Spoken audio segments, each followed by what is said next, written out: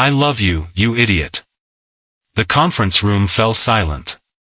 20 pairs of eyes darted between Mia Donovan, our normally composed marketing director, and me, Ethan Brooks, single dad and oblivious workaholic who had somehow missed every sign that my boss had feelings for me. 3 years earlier, I was drowning. Not literally, but in every other sense of the word. "Daddy, we're going to be late again," my 7-year-old daughter Emma said, watching me frantically search for my car keys while simultaneously trying to button my shirt and gulp down lukewarm coffee. "I know, sweetie. I know." The keys weren't in the bowl by the door where they belonged. They weren't in my jacket pocket. They weren't in the refrigerator. Yes, I'd checked there too. Sleep deprivation does strange things to a person. Emma sighed with the infinite patience of a child who had grown accustomed to chaos. "They're in your hand, Daddy." I looked down. There they were, clutched in my white-knuckled grip the entire time. Right. Of course they are. This was my life since Caroline died.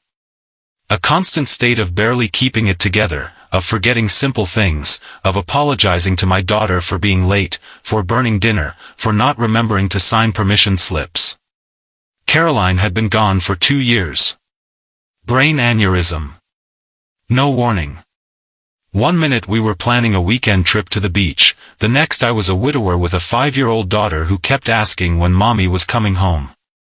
I dropped Emma off at school with a kiss on the forehead and a promise to be on time for pickup.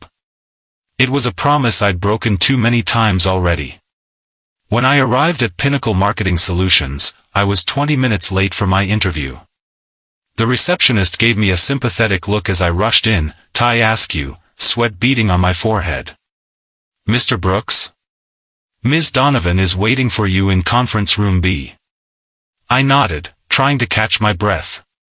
This job was everything: a fresh start, better pay, and most importantly, regular hours that would let me be there for Emma. My previous position at a high-pressure advertising firm had demanded 60-hour weeks and constant travel.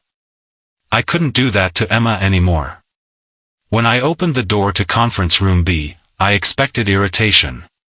What I got was understanding. Mia Donovan looked up from her tablet, her dark hair pulled back in a neat bun, glasses perched on her nose. She wasn't what I expected. In my head, marketing directors were slick, aggressive types with power suits and predatory smiles. Mia wore a simple navy blazer over a white blouse, and when she smiled, it reached her eyes. "Mr. Brooks. Please, have a seat. I'm so sorry I'm late." "My daughter." She held up a hand. "No need to explain. I saw on your resume that you're a single parent. I imagine mornings can be challenging." I blinked, surprised by her perception. "They are, yes." "Well, let's get started then. Tell me why you want to leave the prestigious world of Madison Avenue for our humble operation here in Connecticut." For the next hour, we talked about marketing strategies, client relationships, and creative approaches. But we also talked about work-life balance, about the importance of being present, about how corporate culture could either support or undermine family life. By the end of the interview, I felt something I hadn't felt in a long time: hope.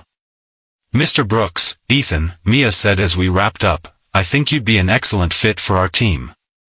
The position is yours if you want it." Just like that?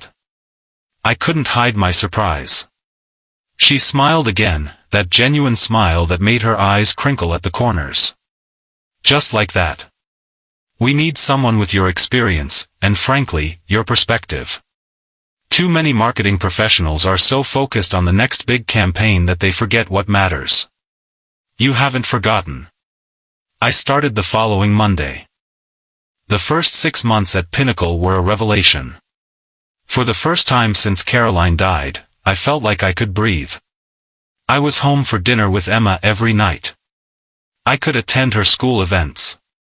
I could be the father she deserved. And then there was Mia. As my boss, she was everything I could have hoped for: supportive, challenging, insightful. She pushed me to do my best work but never at the expense of my time with Emma.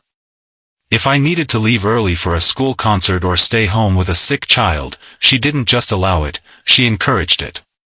"Family first, Ethan," she'd say.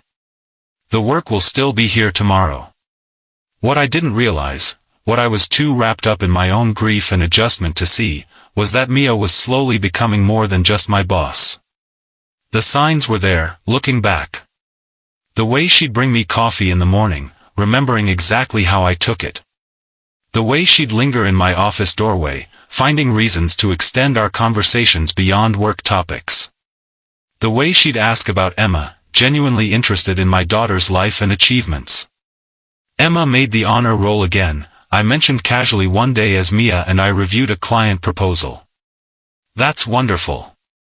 Her face lit up with pride that seemed disproportionate to a boss's interest in an employee's child. "She's so bright, Ethan. You must be incredibly proud." "I am," I said, smiling at the thought of my daughter. "Though I can't take much credit. She's got her mother's brains." A shadow crossed Mia's face, so quickly I almost missed it. "You don't give yourself enough credit," she said softly. "Emma is lucky to have you." Then there were the team lunches where Mia always seemed to end up sitting next to me. The company events where she'd gravitate to my side. The text messages on weekends, ostensibly about work but often veering into personal territory. "Have you and Emma tried that new ice cream place downtown?" she texted one Saturday. "I hear their chocolate chip cookie dough is life-changing." We went that afternoon. Emma declared it the best ice cream she'd ever had. I texted Mia a picture of Emma's chocolate-smeared smile.